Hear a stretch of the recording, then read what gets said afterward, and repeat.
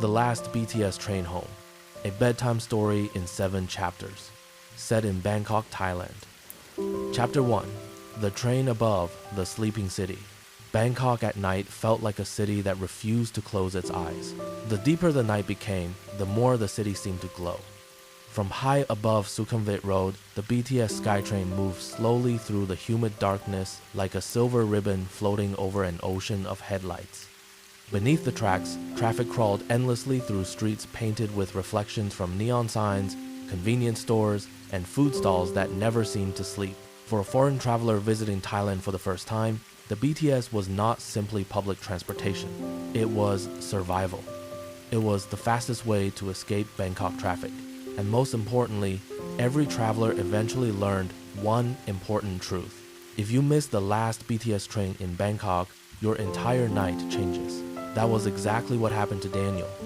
He was 28 years old, traveling alone through Thailand with a backpack, a camera, and far too much confidence. Earlier that evening, he had wandered through the bright night markets near Siam, tasting mango sticky rice, grilled squid, and Thai milk tea while believing he still had plenty of time to return to his hotel. But Bangkok had a strange way of making people lose track of time. Music drifted from open restaurants. Street performers gathered crowds beneath giant shopping malls. The warm night air carried the smell of garlic, chili, grilled pork, and rain. Every street corner felt alive. And before Daniel realized it, midnight was already approaching. When he finally checked his phone, his stomach tightened immediately. 11:47 p.m. His hotel was far away near Bering Station. The BTS would stop running soon. Suddenly, the city that once felt magical became enormous, fast, unforgiving. Daniel hurried through Siam Station with nervous footsteps while commuters rushed around him. Bright electronic signs flashed the final departure times. The station worker behind the ticket gate noticed his panic immediately. "You need help?" she asked kindly in English. Daniel nodded. "I need to get to Bering." The woman glanced toward the platform. "You still have time." Then she added something that every Bangkok resident understood perfectly. "But if you missed the last train," she smiled sympathetically, "you may spend a lot of money getting home." Bangkok never truly slept. Even after midnight, the streets still glowed with golden lights. Food carts hissed with steam. Motorbikes buzzed between taxis painted in pink, green, and yellow. The smell of grilled pork skewers floated through the warm night air, while music drifted softly from small restaurants hidden in narrow alleys. Above the busy streets, the BTS Skytrain glided quietly through the darkness like a silver snake in the sky. For foreigners visiting Thailand for the first time, the BTS was more than just a train. It was a floating road above the traffic, a moving window into the heart of Bangkok. And every night, one final train carried the last tired passengers home. This is the story of that train and the people who rode it. On a humid Friday night, the city shimmered beneath a thin layer of rain. Water reflected the neon signs in long, colorful streaks across the roads.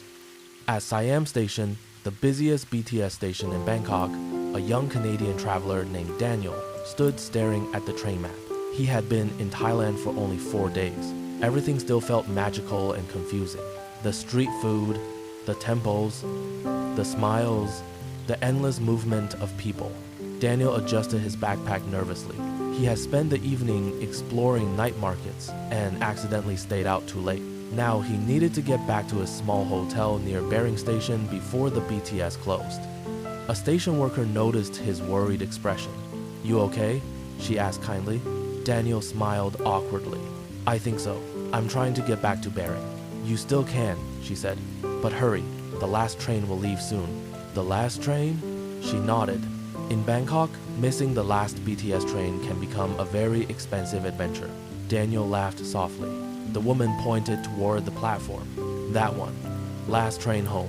Daniel thanked her and hurried upstairs. The platform was quieter than before. During daytime, Siam Station overflowed with shoppers, office workers, students, and tourists. But now only a handful of passengers waited beneath the bright white lights. A monk in orange robes stood silently near the edge. An elderly woman held shopping bags filled with flowers. 2 teenagers in school uniforms shared earphones while listening to music. and near one of the pillars sat a little girl hugging a stuffed elephant. The train arrived with a soft electronic chime. Its doors slid open. Cool air rushed outward. Daniel stepped inside. He had no idea that this ride would become the most unforgettable night of his life. The doors closed. The train moved smoothly away from Siam Station. Outside the windows, Bangkok glowed beneath the night sky. Towering shopping malls sparkled with giant LED screens. Street vendors packed away their carts. Tiny apartment windows flickered like stars. Daniel sat down near the middle of the carriage. The train was surprisingly peaceful. No loud conversations, no rushing crowds, only the soft hum of electricity and the gentle voice announcing each station in both Thai and English. Next station, Chitlam. The little girl across from him smiled. "You are not from Thailand," she said. Daniel blinked. "No, I'm from Canada." "I knew it," she said proudly. Her grandmother chuckled softly beside her. "You speak good English," Daniel said. The girl grinned. "I learn at school." "What's your name?" "Molly." "That's a beautiful name." She held up her stuffed elephant. "His name is Coconut." Daniel laughed. The grandmother bowed her head politely. "In Thailand," she explained, "many children have nicknames, easier to say." Daniel nodded. He had already noticed that. Everyone he met seemed to have cheerful nicknames. Bean, Ice, Bank, Mint, and now Molly. The train continued through the sleeping city. Outside, rain tapped softly against the windows. Inside, the lights reflected gently against tired faces. For a moment, Daniel felt strangely calm, as if Bangkok itself was rocking him slowly toward sleep. He leaned his head against the window and watched the city drift by. Chapter 2. Stories Between Stations. The BTS train floated above Sukhumvit Road like a quiet boat crossing a glowing river. Below them, traffic still crawled through the city. Bangkok traffic was famous around the world. Some visitors joked that people could finish a whole meal before a taxi moved one block. But above the roads, the BTS Skytrain offered something different. Speed, silence, and small moments between strangers. Daniel noticed that although the train was quiet, everyone carried their own invisible story. The monk sat perfectly still with his eyes closed. The teenagers softly sang along to music only they could hear. The grandmother carefully protected her flowers from the rain. And at the far end of the carriage sat a man in a dark blue uniform. He looked exhausted. His construction helmet rested beside him. His boots were covered in dust. When the train slowed near Phrom Phong station, the man sighed deeply. "Long day?" Daniel asked. The man smiled weakly. "Very long." His English was careful but understandable. "I build condominiums near the river." Daniel nodded. Bangkok seemed filled with cranes and tall new buildings. "You work every day?" "Almost." The man looked out the window. "I came from Isan." Daniel tilted his head. "Where is that?" "Northeast Thailand. Small village." The man pointed far beyond the city lights. "Very far from Bangkok." Daniel listened carefully. Back home, he had imagined Bangkok as beaches and temples. But now he realized the city was built by countless workers who traveled far from home. The man continued. "My wife and son still live there. I send money every month." "Do you visit often?" "Not enough." The man smiled sadly. "But one day, maybe I can stop working in Bangkok." The train arrived at Asok station. Bright lights flooded through the windows. Even this late, people hurried through the station carrying shopping bags and umbrellas. The worker stood. "This is my stop." Before leaving, he looked at Daniel. "Bangkok is noisy," he said, "but many people here are lonely too." Then he disappeared into the crowd. Daniel watched him go. The words stayed in his mind long after the doors closed. Molly swung her legs back and forth. "Do you like Thailand?" she asked. "I do," Daniel answered honestly. "What do you like best?" Daniel thought carefully. "The people," he finally said. Her grandmother smiled warmly. "Thai people are taught something called namjai." "What does that mean?" "It means kindness from the heart," Molly added proudly. "Sharing, helping, smiling." Daniel nodded slowly. He had already felt that kindness many times. A food vendor had helped him order noodles when he could not read the menu. A stranger had guided him to the correct train platform. A hotel receptionist had drawn him a tiny map on paper so he would not get lost. Bangkok was huge and overwhelming, yet somehow people still made room for kindness. The train continued eastward. Station after station passed quietly through the rainy night. Thong Lo, Ekamai, Phra Ka Non. At every stop, more passengers disappeared into the city. Soon only a few people remained.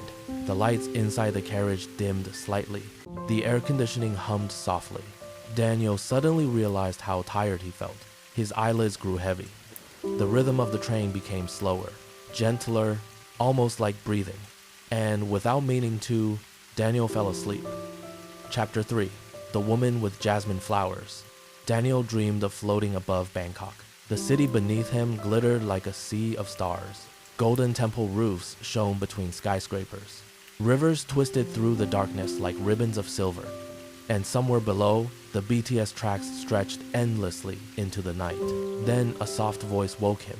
"Excuse me." Daniel opened his eyes. The train was nearly empty now. Only 3 passengers remained besides him. Molly and her grandmother had already left. Across from Daniel sat an elderly woman holding a basket of jasmine garlands. Their sweet fragrance filled the carriage.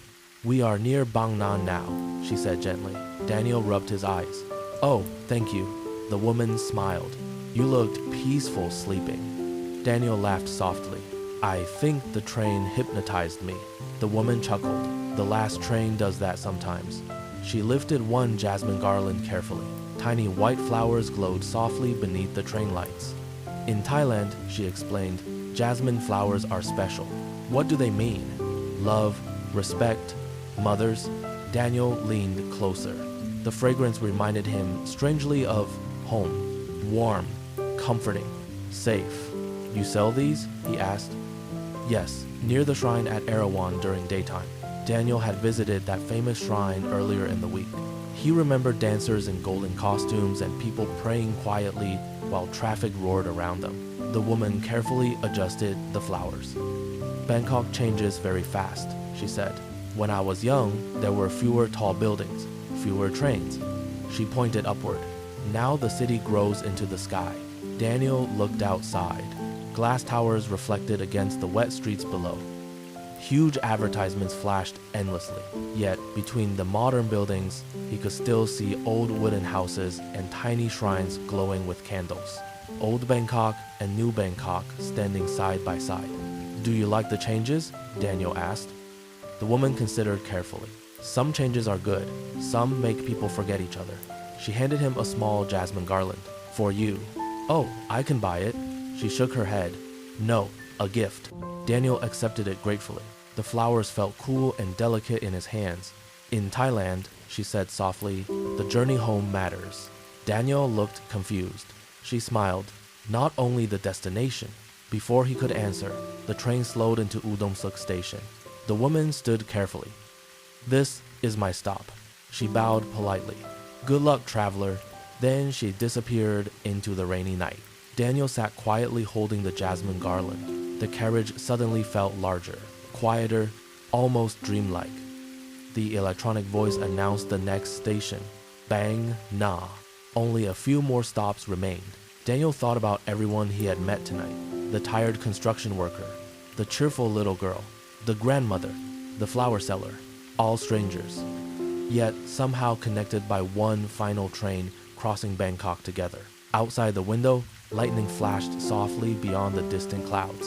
Rain continued falling over the city, and the train carried them onward through the darkness. Chapter 4. The Boy Who Missed His Station. At Bana Station, another passenger entered the nearly empty carriage. He looked about 16 years old.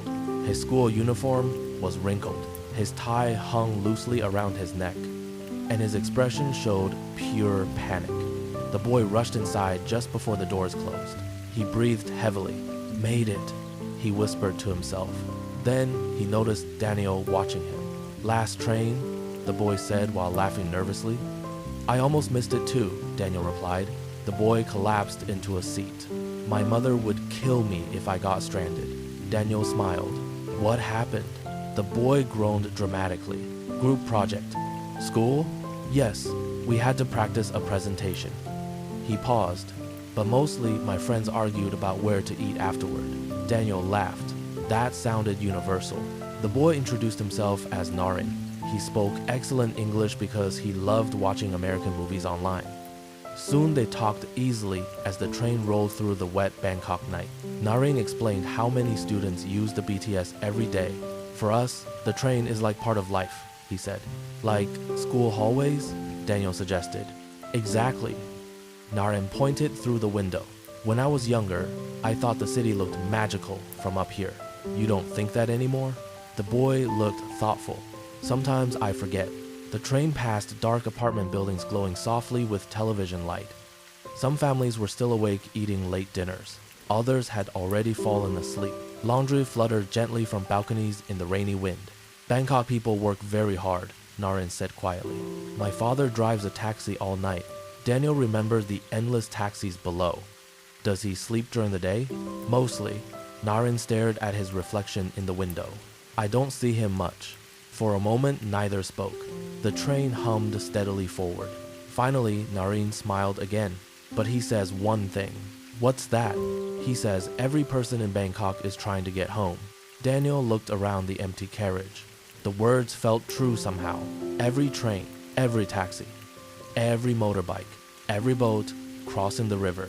Millions of people moving through the giant city, all carrying hopes, worries, exhaustion, dreams, all trying to get home. Suddenly, Naren's eyes widened. Oh, no. What?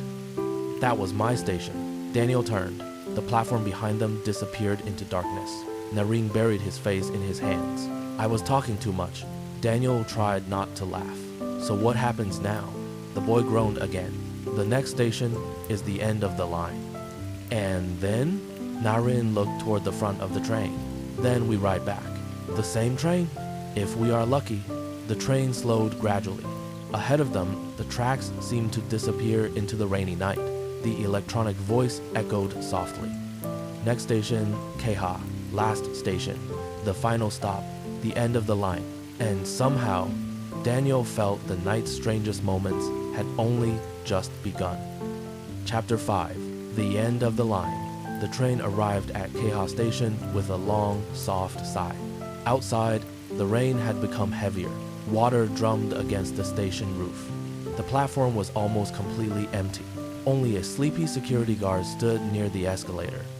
The bright station lights reflected against puddles across the floor. This is it, Naren said dramatically. The edge of Bangkok. Daniel stepped out beside him. The air smelled fresh after rain. Far beyond the station, darkness stretched toward the countryside. Bangkok's endless skyscrapers had finally thinned away. It feels different here, Daniel whispered. Naren nodded. Quieter. They watched as most passengers disappeared down the escalators. Soon the platform became nearly silent. The silver train remained waiting beside them. Its lights glowed warmly in the darkness. Daniel checked his phone. 1% battery. Naren laughed. Classic tourist problem. What about you? 3%. They both laughed. For a moment, they simply stood listening to rain. The city suddenly felt very far away. Then Daniel noticed movement near the front carriage. An older BTS train driver stepped onto the platform. He wore a dark uniform and carried a thermos cup. His face looked calm and deeply tired. Naren bowed politely. Sawadee Krub. The driver smiled. You boys missed your stations? Naren pointed at Daniel. He's new to Thailand. Ah, the driver nodded knowingly. The last train always collects interesting people. Daniel smiled. How long have you worked here? 23 years. Since the BTS opened? The driver looked impressed. You know about that? A little. The man leaned against the train. When the BTS first opened in 1999, many people thought it was impossible. He pointed toward the tracks. Bangkok traffic was terrible, still terrible sometimes. Naren laughed loudly. True, but the trains changed the city, the driver continued. People could live farther away, students could travel easier, workers could get home faster. He looked fondly at the silver carriages. These trains carry millions of stories. Rain blew gently across the platform. The driver opened his thermos. Tea? Daniel accepted gratefully. The warm drink tasted sweet and soothing. "What's the strangest thing you've seen?" Daniel asked. The driver smiled slowly. "Every night, someone falls asleep and misses their station." Nareen pointed at himself proudly. "That's me tonight." The driver chuckled. "But sometimes," he paused, "people meet exactly who they need to meet." Daniel glanced toward Nareen. The boy shrugged. "Maybe." Thunder rumbled softly in the distance. The driver checked his watch. "Time to go back." "The last return train?" Daniel asked. "Yes, last ride into the city." They climbed back aboard. This time, the train felt even quieter, almost magical, like a secret floating through sleeping Bangkok. The doors closed, and the train began moving once more. Chapter 6. Bangkok after midnight. The return journey felt completely different. Earlier, the city had seemed bright and energetic. Now Bangkok looked softer, sleepier, more mysterious. Rain blurred the lights outside into long rivers of color. The tracks hummed beneath the carriage, and inside the nearly empty train, conversation drifted quietly through the night. The train driver sat across from Daniel and Nareen during his break. "My name is Somchai," he said. Daniel introduced himself properly. Then Nareen asked, "Do you ever get tired of the same route?" Somchai smiled. "People think train drivers only see tracks." He shook his head. "I see Bangkok changing every day."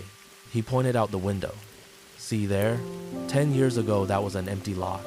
A massive condominium tower rose beside the tracks. And there," he continued, "used to be a small market."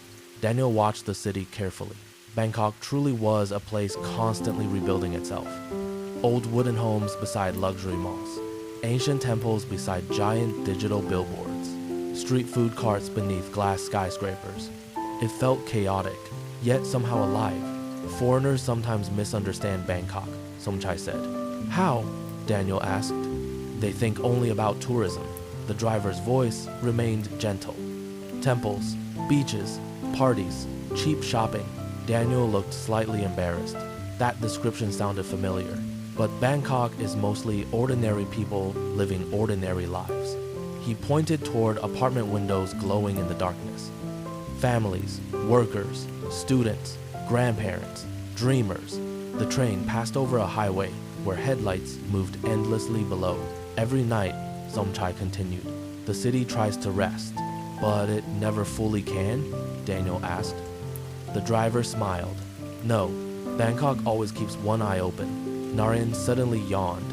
The others laughed. "You should sleep," Somchai told him. "My mother would kill me if I slept past my station again." They laughed louder this time. The train slowed near Bering Station. Daniel stood quickly. "This is mine." Rain still fell softly outside. For a moment, Daniel hesitated. He did not want the night to end. The strange peacefulness of the train felt unreal now, almost like a dream. Somchai stood and handed him something. A small BTS ticket card inside a plastic sleeve. "A souvenir," he said. Daniel accepted it carefully. "Thank you." Nareen grinned. "Now you survived the last train home." Daniel smiled. "I guess I did." The doors opened. Cool, rainy air entered the carriage. Before stepping off, Daniel turned back. "Can I ask one last question?" Somchai nodded. "Why do you like driving the last train?" The older man looked around the nearly empty carriage, then out toward the sleeping city. "Because," he said softly, "the last train reminds people they are not alone." The doors closed. The train glided away into the rainy darkness. Daniel stood on the platform watching its red rear lights disappear. And suddenly Bangkok no longer felt overwhelming. It felt human, warm, alive, like millions of small stories moving together through the night. Chapter 7. Home Beneath the Morning Sky. Daniel walked slowly from the station toward his hotel. The rain had finally stopped. Water dripped softly from palm trees beside the road. Somewhere nearby, a street vendor still cooked noodles for late-night customers. Bangkok smelled of wet concrete, garlic, and jasmine. The city was quiet now, not silent, never silent, but quieter. As Daniel crossed a small pedestrian bridge, he looked back toward the BTS tracks. High above the road, another train moved silently through the darkness. Maybe cleaning crews, maybe workers preparing for morning, The city never fully stopped moving. At the hotel entrance, the sleepy receptionist looked up. "You made it back," she said. "Barely." She laughed. "The last train?" Daniel nodded. "You know," she said, "everyone in Bangkok has a last train story." Daniel smiled. "I think I understand now." He rode the elevator upstairs. In his room, he placed the jasmine garland carefully beside the window. Its sweet fragrance still filled the air. Then he looked at the small BTS card Somchai had given him, a simple piece of plastic, yet somehow it felt precious. Outside, dawn slowly approached. The eastern sky turned pale blue. Birds began singing somewhere between the buildings. Soon, Bangkok would wake again. Street vendors would prepare breakfast. Office workers would crowd the stations. Students would rush onto trains. Tourists would explore temples and markets. And above the waking city, the BTS Skytrain would continue carrying millions of people toward work, toward family, toward dreams, toward home. Daniel sat quietly beside the window. Back in Canada, friends had asked him why he wanted to visit Thailand. At the time, he had answered with simple things: food, adventure, warm weather. But now he understood something deeper. Travel was not only about seeing famous places. Sometimes it was about small moments, unexpected conversations, strangers sharing kindness during ordinary nights, a little girl with a stuffed elephant, a tired worker missing his family, a grandmother carrying flowers, a boy who missed his station, and an old train driver guiding the final passengers home through the sleeping city. The sky outside brightened gradually. Daniel finally climbed into bed. As he closed his eyes, he could still hear the soft electronic voice echoing gently through the train. Next station, the sound blended with distant rain and humming tracks. And somewhere beyond the awakening city, the last BTS train home disappeared quietly into morning. Epilogue: for those who ride. If you ever visit Bangkok, you may ride the BTS Skytrain yourself. You may stand among tired office workers at Siam Station. You may watch rain slide down the windows while the city glows beneath you. You may hear school children laughing softly after a long day, or smell jasmine flowers drifting through the carriage late at night. Perhaps you will even catch the final train home. And if you do, remember this: every passenger carries a story. Every station marks a memory. And every journey through Bangkok becomes part of the city itself. Because the last BTS train home is not only about transportation, it is about people, about kindness, about loneliness, about hope, and about finding connection, even for a brief moment, beneath the glowing lights of Thailand's restless capital. So when the train doors close and the city begins sliding past your window, listen carefully. Bangkok is telling you a story. Good night. Thailand is full of stories hidden in ordinary places. If you would like to discover more of them together, please subscribe to Thailand Through Eyes. And if there is somewhere in Thailand you wish to visit through story, leave your suggestion below. Perhaps our next journey will begin there.